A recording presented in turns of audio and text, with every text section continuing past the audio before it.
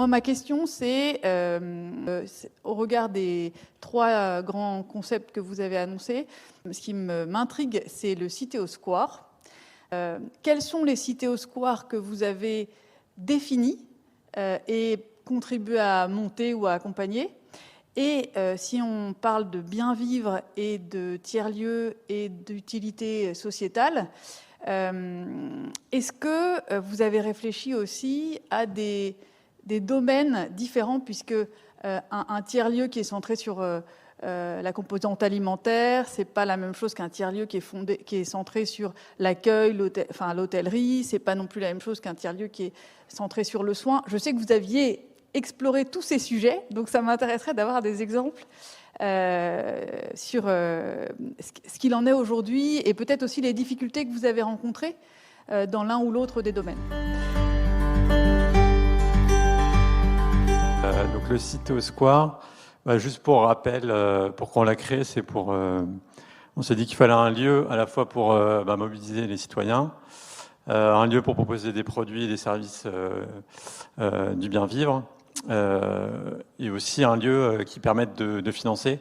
Donc ça a été abordé par Frédéric dans la vidéo. En fait, on inclut tous les frais d'ingénierie. Donc, par exemple, les ressources humaines comme Caroline qui travaille sur la mobilisation citoyenne.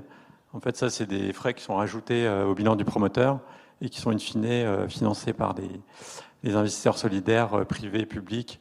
Public, ça peut être par exemple le fonds en rue dans les quartiers populaires, parce qu'on est plutôt dans les quartiers populaires, la Banque des territoires, et privé, justement, c'est Novaxia qui, via son fonds Novaxia Solidaire, est intéressé pour financer notre projet qu'on a gagné il n'y a pas longtemps de tiers-lieu à Dunkerque, dans la ville du ministre du Logement, ce qui nous intéresse, parce que c'est aussi lui qui a la main sur le fonds en rue. Donc le premier fonds qu'on a sollicité pour nos projets.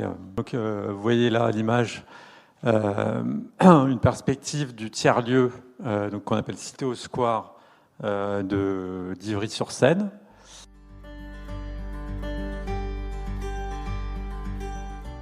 Donc c'est le tiers-lieu qui est le plus avancé parce que ça prend beaucoup de temps pour développer des tiers-lieux de 4000-4500 mètres carrés. Et donc, pour répondre justement à Cécile, la brique de base pour nos tiers-lieux, pas tous, mais presque, c'est d'avoir une auberge participative. Donc ça, c'est le modèle qu'on a un peu rationalisé, si vous me permettez l'expression, de l'Alter Hostel à Lyon, qui a été le premier hostel éco-responsable de France. Ensuite, on a eu l'idée de rajouter... à la base, on pensait beaucoup au logement étudiant, notamment avec Sébastien. Mais entre-temps, on est avec toutes les problématiques qui ont émergé du Covid, notamment sur la question du bien vivre des seniors. On s'est dit pourquoi pas rajouter en fait des résidences, des logements seniors autonomes, parce qu'on va pas devenir un EHPAD, c'est pas trop le projet, mais avec des personnes qui peuvent avoir un petit handicap, problème de surdité ou autre, mais qui sont plutôt autonomes physiquement et intellectuellement. Donc on propose 30 à 40 logements assez optimisés, T1, T2, pour des personnes seules ou en couple.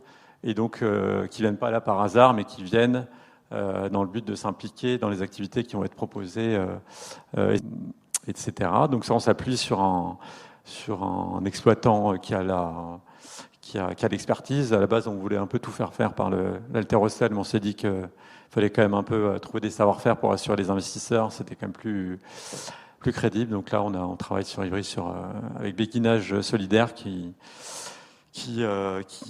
développe des tiers-lieux seniors habités aussi, en lien avec le quartier et la ville, et qui est intéressé à se développer en Île-de-France sur une approche un peu différente. Donc voilà. Et CAHP, qui est un collectif habitat participatif Île-de-France, et donc qui fait des habitats participatifs intergénérationnels en Île-de-France. Parce que oui, donc on a 30-40 logements, essentiellement pour seniors, mais on a aussi des étudiants qui peuvent, parce qu'il y a un lien assez sympa entre les étudiants et les seniors, qui peuvent leur prêter des services, et les seniors leur apprennent témoignent de savoir-faire que les jeunes n'ont pas. Donc voilà, donc ça fait 1700 mètres carrés pour être précis. Et en fonction du lieu, on a aussi 1000 mètres carrés à Ivry de bureaux, salles de formation événementielles, Donc ça va du petit poste de travail un peu partagé à la petite cellule pour une boîte ESS de 15 mètres carrés, donc pas très cher. Et on n'est pas sur du 319, donc des baux assez contraignants et avec pas mal de garanties. Mais on est sur des contrats flexibles, ça peut être 1 mois, 6 mois.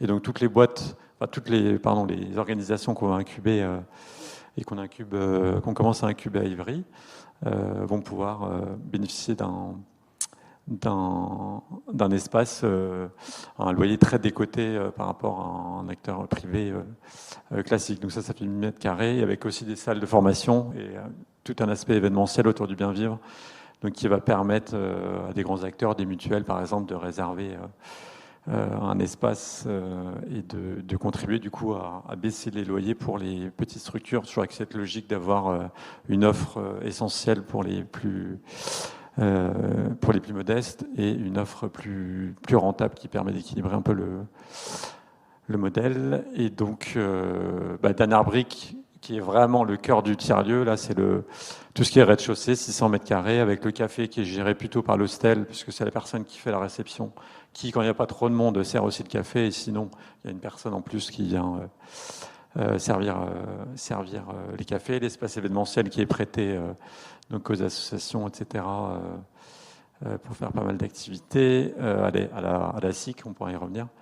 Et là, en l'occurrence, on a un restaurant, donc avec un usage qui est en train d'être précisé, justement, c'est tout le travail de Caroline en ce moment. Et on a un petit patio très sympa de 180 mètres carrés au beau jour là, pour faire des ateliers aussi. Et donc aujourd'hui, on a Ivry, on espère que les travaux démarreront début d'année prochaine, quoi. Et après, il y a environ 2 ans de travaux, donc il faut être un peu patient.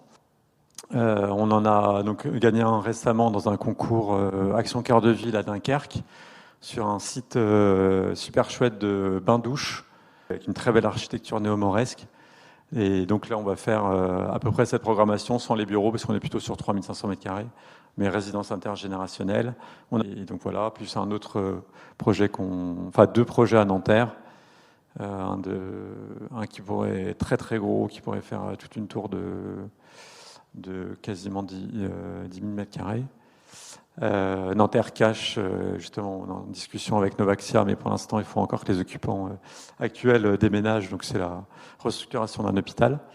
Et donc en plus petit, on a toujours l'haltérostel qui vit à Lyon, et on essaie d'en trouver un point de chute plus gros, justement de 4000 mètres carrés sur Lyon, et un petit gîte sur Contrexéville, donc animé par Marc, qui est le local de l'étape.